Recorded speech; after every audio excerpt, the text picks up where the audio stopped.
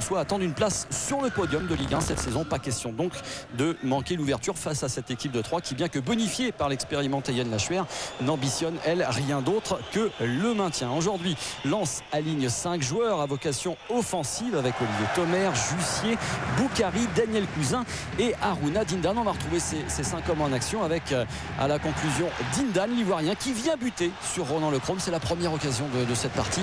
Elle est lensoise. Dindan qui échoue face au portier troyen. On voit le superbe réflexe et la belle sortie de Ronan Lechrome face à l'éléphant de Côte d'Ivoire. Réaction champenoise avec les 2 attaquants de 3, Bangoura et Dalé, titulaires ce soir. Bangoura et Dalé qui vont faire falloir leur complémentarité. Ibrahima Bangoura qui déborde, qui centre en retrait pour Sébastien Dalé. Ça passe au-dessus des buts de Charles Itange. Bangoura et Dalé titulaires ce soir en attendant l'arrivée en forme des 2 recrues, Saganowski et Weldon. Bonne entame de match de part et d'autre. Donc on le vérifie avec un corner pour les Troyens et Yann Lachuer à la baguette sur la tête de Benjamin Nivet. Ça termine sur la base du poteau de Charles Itange. Première énorme occasion à les Troyennes sur ce corner. C'est le mètre 73 de Benjamin Nivet qui vient placer sa tête donc sur le poteau lensois. Réaction avec Lens. On va retrouver Razak Boukari, peut-être une des révélations lensoises. Boukari qui s'arrache pour centrer sur Dindan et c'est l'ouverture du score. 38e minute de jeu. La voici, cette ouverture du score pour l'Ivoirien Harouna Dindan qui avait échoué. On l'avait vu tout à l'heure sur Ronan Lechrome. Cette fois-ci, il ne laisse pas passer l'occasion d'inscrire son 7e but en Ligue 1 grâce au passage, on le rappelle, au bon travail, au très très bon travail de Razak Boukari. On en reparlera de ce garçon parce que ce pourrait être une des révélations de la saison côté lensois. Jean-Marc Furlan a bien noté qu'il y avait quelques petits errements dans sa défense. Il prend note, il va en parler à ses joueurs à la mi-temps. Pour l'instant, on est toujours en première période avec une dernière occasion sans et hors. Centre de Baroul qui est renvoyé, récupéré par Olivier Thomer qui crochette et qui frappe. Ça passe à côté des buts de Ronan Lechrome. Olivier Thomer très en verve également dans cette première période qui a bien bougé, qui s'est bien signalé sur le front de l'attaque. Le centenaire, ça se fait également dans les airs à Lens avec cette superbe montgolfière. On se retrouve maintenant en seconde période avec des Troyens bien décidés à revenir au score. On a vu Yann Lachuer aux manettes. On va découvrir maintenant le capitaine Benjamin Nivet qui s'arrache, qui frappe, mais ça passe à côté des buts de Charles Itange.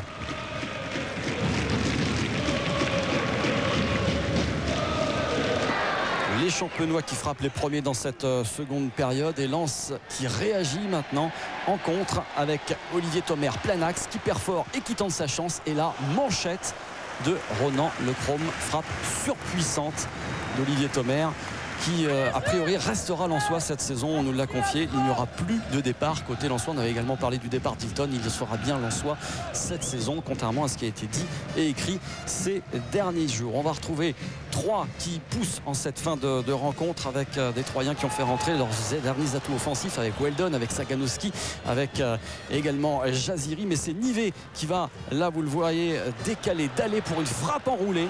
Et là, parade exceptionnelle encore une fois de Charles Itange. Le mouvement était absolument superbe, mais le ballon enroulé de Dalé ne trouvera pas le cadre. On en reste là, victoire difficile mais victoire essentielle pour Lens, de quoi remettre en joie les supporters sang et or avant le fameux derby la semaine prochaine. Et de ce derby du Nord-Pas-de-Calais entre Lille et Lens. Lille, Mathieu, qui avait la possibilité de conclure une semaine exceptionnelle. Victoire en ouverture du championnat à Rennes samedi dernier, victoire en match aller du tour préliminaire de Ligue des Champions mercredi 3-0, autant dire qualification quasiment acquise pour la Ligue des Champions. Et là, la possibilité ce soir, effectivement, d'enfoncer un peu plus le clou et pourquoi pas de prendre la tête du championnat. C'était important de bonifier les 3 points qu'on avait réussi à attraper à Rennes. C'était pas un match évident là-bas, mais on a réussi à gagner. Après en Ligue des Champions, c'est vrai qu'on a joué un bon match mercredi. Malheureusement, on a gagné que 3-0, je vais dire entre guillemets. On aurait préféré gagner un petit peu plus pour être vraiment sûr de qualifier au match retour. Mais bon, c'est vrai qu'on sort d'une grosse semaine et c'est bien d'avoir gagné 3 matchs. Alors le derby, on sait qu'il a beaucoup d'importance de part et d'autre. On se souvient qu'en fin de saison dernière, Lens l'avait emporté très nettement, 4-2. Un résultat qui vous était resté en travers de la gorge. Ouais, c'est clair que perdre un derby, on était mené 3-0 en première mi-temps, donc c'était très très difficile ce match-là. Heureusement derrière, on avait su rebondir pour reprendre la 3e place et terminer 3e. Donc c'était un mal pour un bien cette période-là, mais c'est vrai que sur le coup ça nous a fait très très mal au moral. Et donc Lille qui a réagi de la plus belle des manières ce soir et très rapidement, on va le voir avec les images du résumé. Ça part très très vite, 10 minutes de jeu, une première occasion là-bas pour les Lillois avec le centre de Bastos. Odem Wingui un petit peu court pour pouvoir couper la trajectoire, et là on va laisser l'action dans la continuité avec un ballon qui va arriver dans les pieds de Nicolas Plestan, et là qui s'élève au-dessus de tout le monde, et bien c'est vous, Mathieu. Ouais, je suis content de marquer un but de la tête. Malgré ma grande taille, j'en marque pas souvent. Donc ça me fait plaisir de marquer un but de la tête, pas sur un corner mais sur un centre. 1-0, on joue donc depuis 12 minutes ici au Stadium Nord de Villeneuve d'Ascq. Lens déjà un petit peu sonné, Lens qui va l'être un petit peu plus encore quelques minutes après, avec ce déboulé de Peter Odem Wingui qui fait un véritable festival, qui prend à défaut Hilton, c'est pas n'importe qui, et qui vient tromper Charlie Tange. 2-0, on joue depuis 32 minutes. C'est clair que c'est un super but qu'il a mis ce soir. Alors la suite pour Lens, ça se complique encore un petit peu plus avec vous encore une fois dans un des premiers rôles, vous restez au sol pour un tacle un petit peu trop appuyé de Sidi Keita. Sidi Keita, l'ancien Strasbourgeois, qui va prendre sur cette action son second carton jaune de la soirée, synonyme d'expulsion. On joue depuis 38 minutes, Lens est réduit à 10 et Lens est mené 2-0. Autant dire mission très très compliquée pour le Racing Club de Lens. On se retrouve désormais en seconde période avec un long ballon, long transversal là-bas de Chalvet pour un ballon qui va être donné à Peter Odem Wingui, peut-être un petit peu trop confiant, le Nigérian qui manque le cadre là face à Charlie Tange. Odem Wingui qui néanmoins va se rattraper, on va le voir par la suite, Mathieu, avec encore une fois un bon travail à la récupération et puis un déboulé fantastique de Kader Keita. C'est vrai qu'on a de la chance d'avoir un joueur comme Kader sur le côté droit. Je pense qu'il percute beaucoup. Mercredi, il avait déjà fait 2 passes décisives. Ce soir, il recommence, donc c'est fantastique. À Rennes, il avait mis un très très beau but. Donc c'est plus facile d'avoir des joueurs comme ça dans son équipe. C'est clair, le doublé pour Peter Odem Wingui, puis bientôt le triplé. Au départ, encore une fois Kader Keita, centre parfait pour la tête du Nigérian. Le triplé, 4-0, ce sera le score final ici. Pilule peut-être dur à avaler pour le Racing Club de Lens, mais Lille qui s'impose logiquement ce soir, Mathieu, 4-0. Cette rencontre, cette action forte, la voici, un indéfectible soutien apporté à leur équipe en proie au doute après la gifle reçue face aux voisins lillois dimanche dernier. On attendait également beaucoup de changements dans les rangs sang et or. Au final, seul Olivier Thomer est cantonné sur le banc, Razak Boukari lui ayant été préféré. Lens en action sur coup franc en début de rencontre, avec l'occasion qui va être donnée à un entrant, Jonathan Lacour, et sa patte gauche de mettre en danger Fabien Audard. Ballon bien capté par le gardien lorientais. La réaction lorientaise ne va pas tarder à arriver avec cette interception milieu de terrain de la part de Fabrice Abriel pour les Merlus. Abriel qui va ouvrir là-bas sur le côté avec un ballon pour Mbodji. Rafik Saifi un peu trop court et Jallet qui arrive pour la reprise de volée, une reprise qui passe assez largement à côté des buts de Charlie Tange. Lorient toujours à l'attaque avec le débordement puis le centre pour la poitrine de Vignal, poitrine hasardeuse qui a bien failli profiter aux attaquants merlus.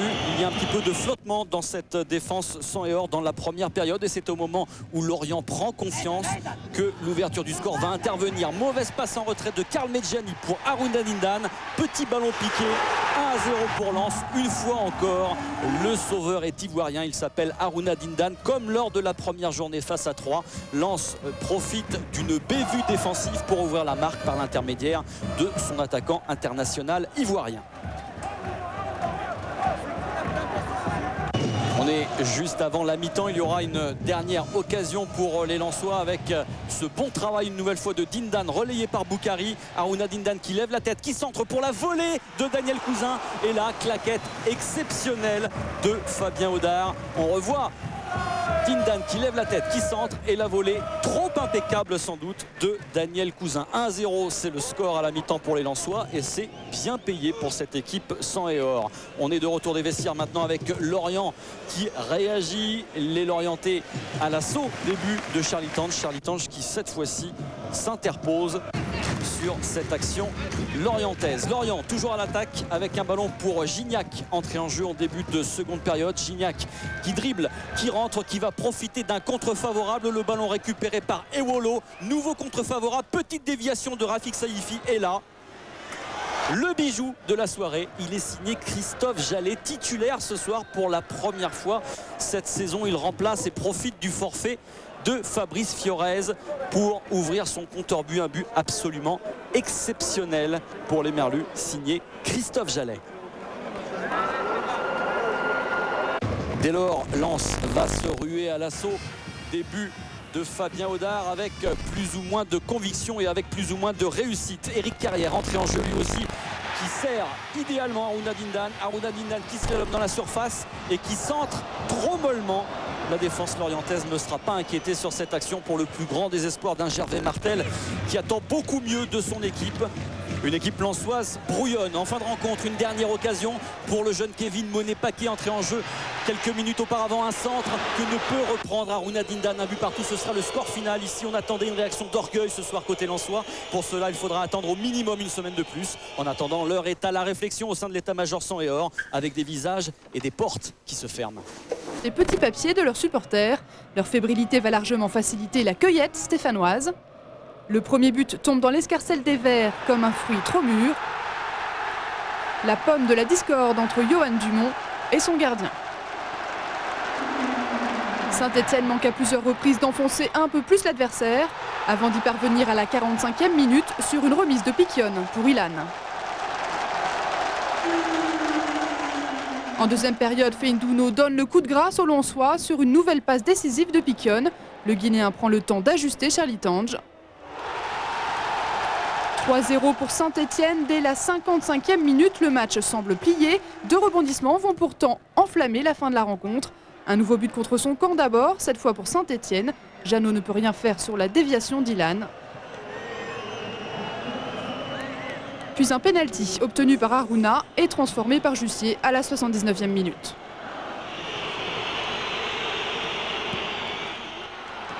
À 3-2, c'est au tour de Saint-Etienne de trembler pendant les 10 dernières minutes, avant de savourer une troisième victoire d'affilée. Les équipes les voici sur le terrain après 2 minutes de jeu déjà. On voit des Lensois omniprésents devant. Ils essayent de pousser. Et Johan Demont, né à Valenciennes, qui avait débuté sous les couleurs de Valenciennes à 11 ans, frappe ce coup franc. Et il trouve qui? La tête d'Haruna Dindan. 3 minutes de jeu à peine dans cette première période. Et comme face à 3 lors de la première journée, Haruna Dindan marque. C'est de la tête là qu'il vient tromper Willy Grondin de fort belle manière. En 1-0 en tout cas, ça démarre fort, très très fort pour les 100 et or. Vous avez aperçu un nouveau venu, Kovacevic, l'ancien capitaine de l'Étoile Rouge de Belgrade, qui faisait son premier pas ce soir ici dans ce derby. La réaction des joueurs de Valenciennes avec Roudet, lui aussi faisait son premier match sous les couleurs de VA. Il avait marqué son premier but de la saison avec Nice la saison passée ici lors d'un match 2 buts partout face à Lens.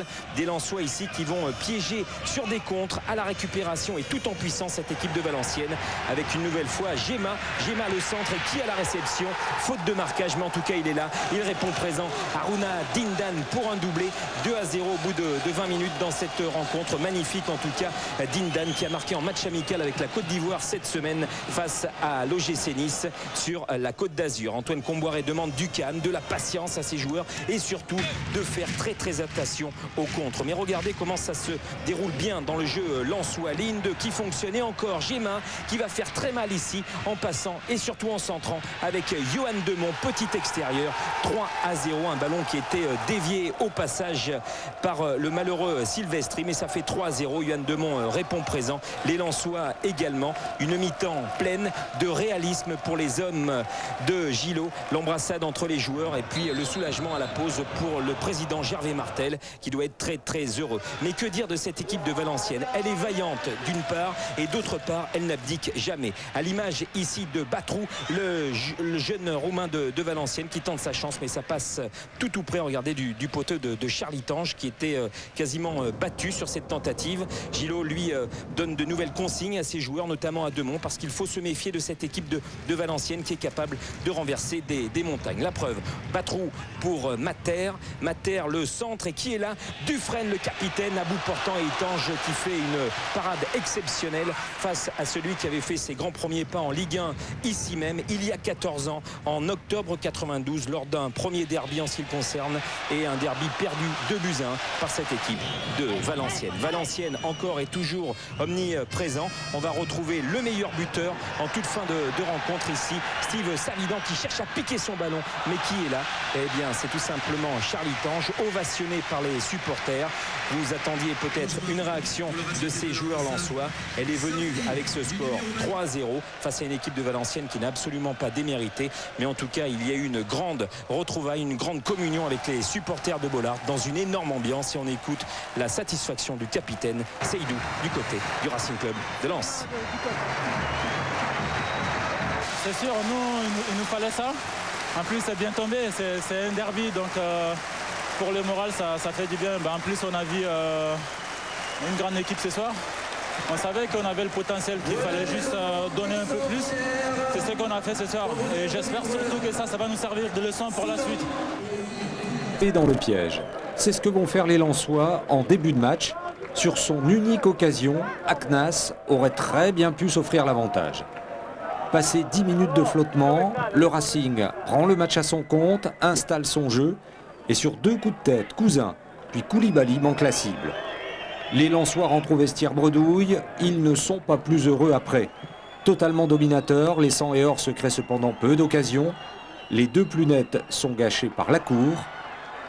Puis Boukari qui bute sur le gardien chypriote. La fin de match est alors plus confuse. Lens est déstabilisé par l'expulsion de Sidi Keita. Le milieu de terrain prend un second carton jaune pour cette bague qui n'est plus protégée comme l'impose le règlement. À 10, le Racing préserve tout de même ce 0-0 qui devrait lui suffire pour la suite de la compétition. Eh bien, ce sont les Lensois qui s'acclimatent le mieux au terrain et aux conditions météo. Regardez avec Gemma qui pénètre dans la surface, le ballon est contré et Dindan qui arrive pour enrouler ce ballon. Ça fait 1-0, on joue depuis 10 minutes ici au stade Bonal. Coup de froid pour les supporters sochaliens. On revoit le bon travail d'Issam Gemma et Dindan qui en profite pour enrouler son ballon et inscrire son 5e but de la saison, et surtout permettre à Lens de prendre l'avantage dans cette partie. La réaction sochalienne, elle arrive assez vite avec Birsa qui va s'échapper côté droit et malgré une petite glissade faire la différence entre Hilton et Vignal pour servir idéalement Jérôme Leroy, mais la frappe passe au-dessus de façon assez incroyable. L'ancien Lensois Jérôme Leroy qui place sa reprise au-dessus des buts de Charles Itange. Encouragement d'Alain Perrin, Sochaux qui continue de pousser, Birsa et Itange qui dévient ce ballon. Lens mène 1-0 après 45 minutes de jeu. Lens plie mais ne rompt pas dans cette première période. Sochaux a eu les meilleures occasions, mais Lens a été beaucoup plus réaliste. Deuxième période maintenant, 10 minutes de jeu et là encore une fois corner pour Lens. La tête de Seydou Keita et ça fait 2-0. Le capitaine lensois s'est élevé plus haut que tout le monde pour venir battre Teddy Richer. Seydou Keita qui marque son premier but cette saison, son 9e en Ligue 1. Seydou Keita qui avait déjà marqué face à Sochaux à Bollaert en mars dernier. Lens continue de procéder par contre-attaque avec un nouveau ballon. Harouna Dindan à la lutte avec Jérémy Bréchet, le capitaine sochalien. Dindan qui récupère et qui centre en retrait pour l'arrivée de Jussier. Ça fait 3-0, hyper réalisme côté lensois. Sochaux cueilli à froid dans cette partie. 3-0 comme la semaine dernière face à VA. Lens est en train de revivre en terre sochalienne. La réaction du Football Club de Sochaux-Montbéliard avec cette frappe croisée de Julien Quercia entré en jeu en fin de rencontre, mais en face il y a Charlie Tange. 3-0, ce sera le score final dans cette rencontre, une victoire importante et finalement logique du Racing Club de Lens qui en une semaine a marqué 6 buts sans en encaisser aucun, de quoi rendre le sourire à Gervais Martel. D'une équipe lensoise un peu absente en début de match. 15e minute, sur coup de pied arrêté, les Franciliens ouvrent le score par Thierry Argelier. Il profite d'un premier tir sauvé sur sa ligne par Chabert. 1-0 score à la mi-temps. On a fait une très mauvaise première mi-temps. Bon, après, avec 2 changements à la mi-temps, on était un peu plus offensif. On a été pressé plus haut. Et puis on a la chance de marquer très vite. L'entrée du jeune Issam Djema, très en forme en ce moment, va changer la physionomie du match. Son pied gauche offre les 2 premiers buts sans et hors dès le retour des vestiaires. Dindan enfonce le clou un peu plus tard. Et Djema, encore lui, vient taire tout espoir cristolien.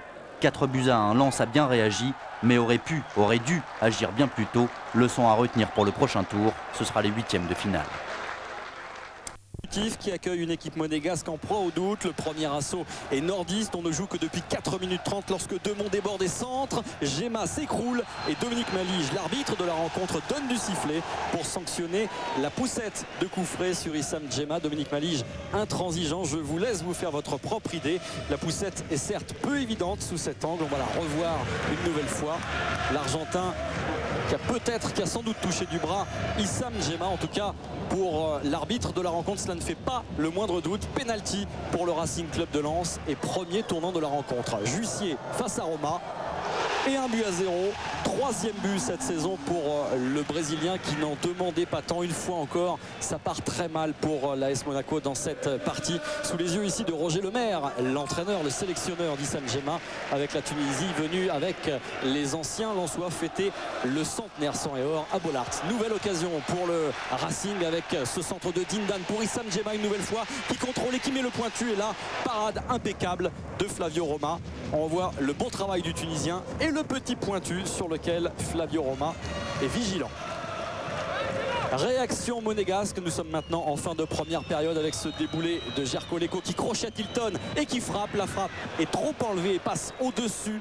Début de Charlie Tange. 1-0, ce sera le score à la mi-temps en faveur du Racing Club de Lens. Dès lors, Laszlo Bologna va effectuer un changement important avec l'entrée de Yann Koller à la place de Marco Di Vaio. Le géant tchèque qui avait été laissé sur le banc va peser de tout son poids sur cette défense lensoise et c'est lui que l'on va retrouver en action dès l'entame de cette seconde période. Yann Koller qui va être alerté sur cette longue balle. Il n'est pas en position de hors-jeu. Le tchèque, il contrôle. Lob Tange et vient le battre, mais le ballon n'est pas rentré. Dégagé sur la ligne par les défenseurs lensois. Pas rentré, en tout cas c'est l'avis du corps arbitral, car sur le ralenti, on va le voir, c'est loin d'être évident. Sur cette image, il semblerait bien que le ballon avait totalement franchi la ligne de but lensoise. Monaco joue de malchance dans cette partie car 1-0 ce sera le score final ici à Félix Bollaert pour le plus grand désarroi de Yann Koller et de son entraîneur Laszlo Bologna. Côté lensois en revanche on peut faire la fête ce soir. 3e victoire consécutive en championnat et le Racing seul 3e de Ligue 1. 15 jours, la qualification lensoise n'a pas été aussi simple que prévu. Les 100 et or sera surtout de même dès la 11e au terme d'une action emmenée par Ramos sur la gauche. Il centre parfaitement pour Dindan qui n'a plus qu'à conduire le ballon dans les filets du plat du pied droit. Un but qui ne met pas Lens à l'abri. Aknas n'avait qu'à revenir au score pour se saisir du ticket de qualification. Voyant les nombreuses occasions artésiennes avortées, les Chypriotes ont bien tenté l'exploit, notamment par Belic, qui rate ici le cadre sur une frappe confortablement préparée. Après qu'on ait marqué, on s'est un petit peu endormi. Heureusement, à la mi-temps, ils étaient bien conscients du problème et en deuxième, ça a été beaucoup mieux. À partir du moment où on a marqué le deuxième et troisième. Soulagement à l'heure de jeu pour les joueurs et supporters lensois. En 2 minutes, le Racing s'impose par l'homme en forme d'abord Issam Gemma, puis par Daniel Cousin servi par Dindan. Il inscrit ici son premier but officiel de la saison. Aknas revient au score par Belic à la 70e mais sans conséquence. Lens est qualifié pour les phases de poule de la Coupe de l'UEFA. On sait que sur 4 matchs qui vont être joués, il faut absolument en gagner au moins 2, voire 2 plus un match nul. Donc c'est un peu compliqué pour arriver à suivre au niveau de l'arithmétique. Mais on va jouer cette coupe à fond comme on jouera les autres compétitions exactement de la même façon. Sur une série de 5 victoires consécutives, toutes compétitions confondues, Lens est dans de très bonnes dispositions pour se déplacer à Nancy dimanche. Ce sera en championnat.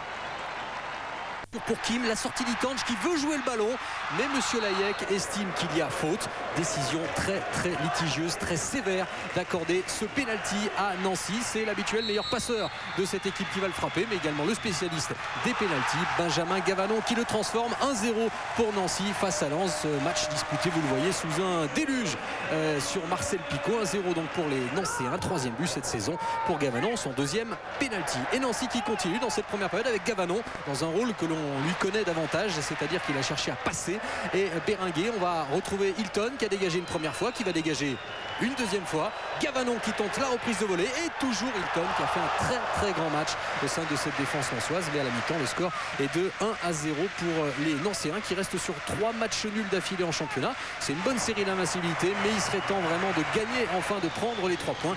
En seconde période, 1 heure de jeu. Gavanon, passeur décisif pour David Sauget. Un coup franc tiré un petit peu comme à l'entraînement sereinement et qui surprend la défense lensoise 2-0.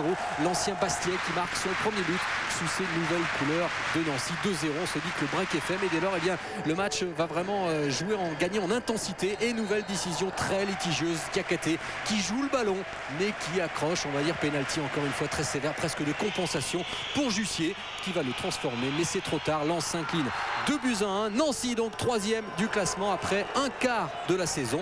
Réaction, vous allez l'entendre, de Frédéric Biancalani au micro de Gaëtan Loire, et puis surtout celle de Liès et de Lias autour du président Rousseau. C'est vrai que c'est exceptionnel parce que avec la saison passée qu'on avait fait un très très mauvais début. C'est vrai que cette année on est dans la continuité de la saison passée. Donc aujourd'hui c'est vrai qu'on savoure cette 3e place, mais c'est surtout les points qu'on a pris qu'on savoure. C'est vrai que la 3e place reste anecdotique pour nous. On a fait une semaine historique. Ouais. Le 3e ce soir. Ouais. Ça c'est anecdotique, on s'en fout. On double la prix. Le foot n'était pas au centre du match hier soir. Ce qu'on a vu, c'est de l'énervement, des joueurs qui s'échauffent et finalement qui sont d'accord sur un point. L'arbitre a faussé le match. C'est un peu les stars et tout en ce moment. Alors il va falloir qu'ils se remettent en question, mais nous les joueurs aussi, je pense qu'il faut qu'on intervienne, il faut qu'on dise les choses franchement, parce que ça ne peut plus durer. On dirait maintenant, je fais du basket, il ne faut plus parler, il ne faut plus toucher les joueurs. C'est vraiment aberrant, quoi. Le problème, c'est que je ne sais pas comment faire tous les matchs, parce que si tous les matchs on prend des pénaltys, les arbitres vont finir meilleur buteur championnat. Côté lensois, il n'y a pas pourtant de quoi crier au scandale. Sur cette action, Mamadou Niang dribble Itange et tombe après un contact avec Vignal. Au ralenti, la faute du défenseur paraît évidente, le carton rouge qui accompagne le pénalty justifié. Et Marseille mène 1-0. Côté marseillais, en revanche, on peut comprendre l'énervement sur ce coup franc de Demont. Hilton, au contact avec Sana, s'écroule. L'arbitre siffle, mais sur le ralenti, on voit que c'est le joueur lensois qui attrape le défenseur marseillais avant de tomber.